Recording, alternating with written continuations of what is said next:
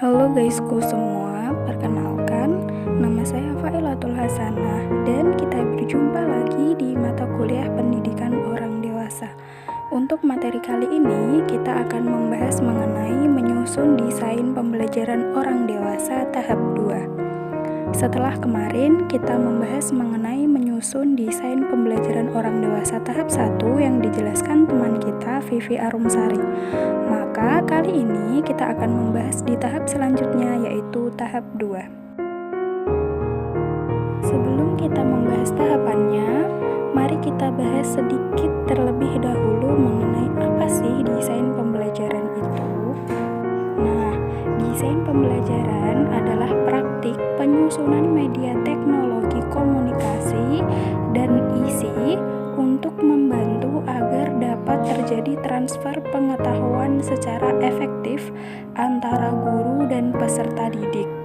Gentry pada tahun 1994 berpendapat bahwa desain pembelajaran berkenaan dengan proses menentukan tujuan pembelajaran, strategi dan teknik untuk mencapai tujuan serta merancang media yang dapat digunakan untuk efektivitas pencapaian tujuan.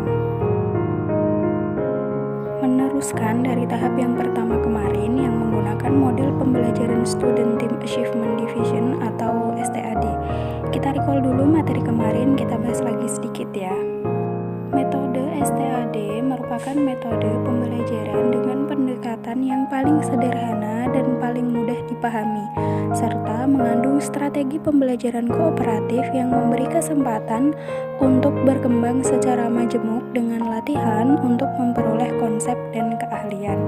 Metode ini menekankan pada aktivitas dan interaksi di antara individu untuk saling memotivasi dan saling membantu dalam menguasai materi untuk mencapai hasil yang maksimal. Pengajar yang menggunakan STAD menyajikan informasi akademis baru kepada siswa setiap minggu atau secara reguler, baik melalui presentasi verbal atau teks. Pada model pembelajaran STAD ini, siswa di kelas dibagi menjadi beberapa kelompok atau tim belajar dari kedua gender yaitu laki-laki dan perempuan, dari berbagai rasial atau etnis dan dengan prestasi rendah, rata-rata, dan tinggi, di mana siswa dikelompokkan dalam 4-5 anggota berdasarkan tingkat kepandaian dan jenis kelamin. STAD sendiri bertujuan untuk memotivasi siswa agar mendorong dan saling membantu di antara siswa dalam menguasai keterampilan atau pengetahuan yang disajikan oleh guru. Menurut Slavin, Student Team Achievement Division sendiri ini terdiri atas 5 komponen utama, yaitu presentasi kelas, tim, kuis, skor kemajuan individual, dan rekognisi tim. Nah, sedangkan dalam tahap penyusunan ini kita akan menambahkan satu komponen lagi sebagai tambahan, yaitu pemberian skor tim. Dengan demikian, pada tahap kedua ini terdapat 3 komponen lanjutan dari tahap 1, yaitu berupa skor kemajuan individual, rekognisi tim, dan pemberian skor tim. Skor kemajuan individual.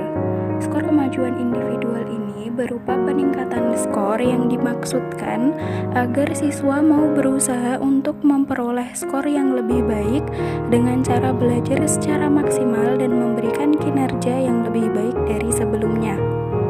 Setiap siswa dapat memberikan atau menyumbangkan nilai yang diperoleh pada kelompok.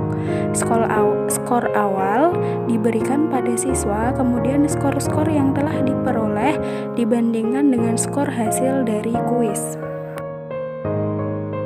Selanjutnya ada rekognisi tim, di mana tim akan mendapatkan sertifikat atau bentuk penghargaan apabila skor rata-rata mereka mencapai kriteria tertentu. Pengakuan kelompok dilakukan dengan memberikan penghargaan atas usaha yang telah dilakukan kelompok selama belajar.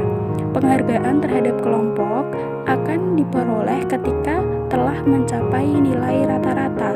Artinya, apabila nilai rata-rata kelompok mampu mencapai kriteria, maka kelompok akan memperoleh penghargaan. Skor tim siswa dapat juga digunakan untuk menentukan 20% dari peringkat mereka. Dan yang terakhir adalah pemberian skor tim, yang mana skor kemajuan individual adalah untuk memberikan kepada setiap siswa tujuan kinerja yang akan dicapai apabila mereka bekerja lebih giat dan memberikan kinerja yang lebih baik daripada sebelumnya. Tiap siswa dapat memberikan kontribusi poin yang maksimal kepada timnya dalam sistem skor ini, tetapi tidak ada siswa yang dapat melakukannya tanpa memberikan usaha yang terbaik. Jadi, kalau siswa tidak melakukan usaha mereka dengan yang terbaik, maka mereka tidak akan memperoleh skor tim ini secara baik pula. Demikian pemaparan materi dari saya. Terima kasih atas atensi dan perhatiannya. Mohon maaf apabila terdapat kekurangan dan